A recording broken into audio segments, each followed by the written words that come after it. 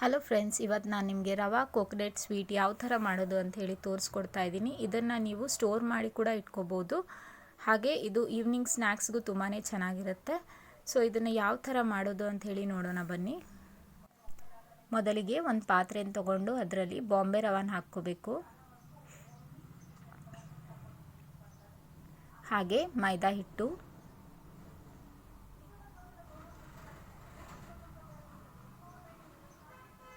ತೆಂಗಿನಕಾಯಿ ತುರಿ,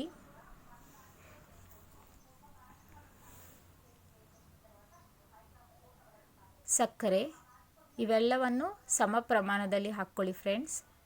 ಹಾಗೆ ಚಿಟಿಕೆಯಷ್ಟು ಉಪ್ಪು, ಬೇಕಿಂಗ್ ಸೋಡಾ ಚಿಟಿಕೆಯಷ್ಟು, ಹಾಗೆ ಇಲಾಚಿ ಪುಡಿ, ಹಾಗೆ ಮೊಟ್ಟೆ,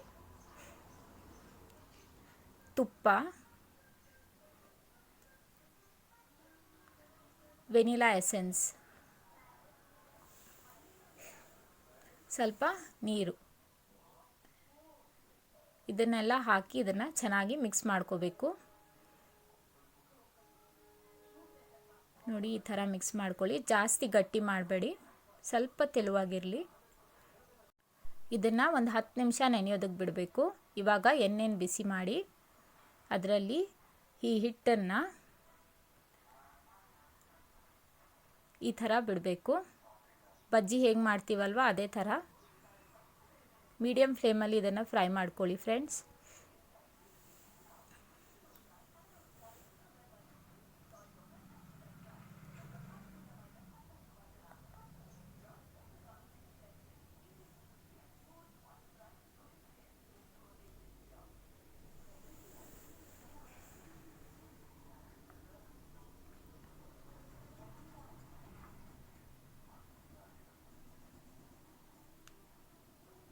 ಈ ಥರ ಚೆನ್ನಾಗಿ ತಿರುಗಿಸ್ತಾ ಇರಿ.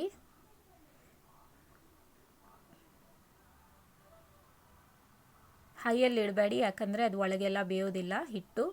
ಮೀಡಿಯಮ್ ಫ್ಲೇಮಲ್ಲಿ ಬೇಯಿಸ್ಕೊಳ್ಳಿ ಫ್ರೆಂಡ್ಸ್. ನೋಡಿ, ಇವಾಗ ಇದು ರೆಡಿ ಆಗಿದೆ.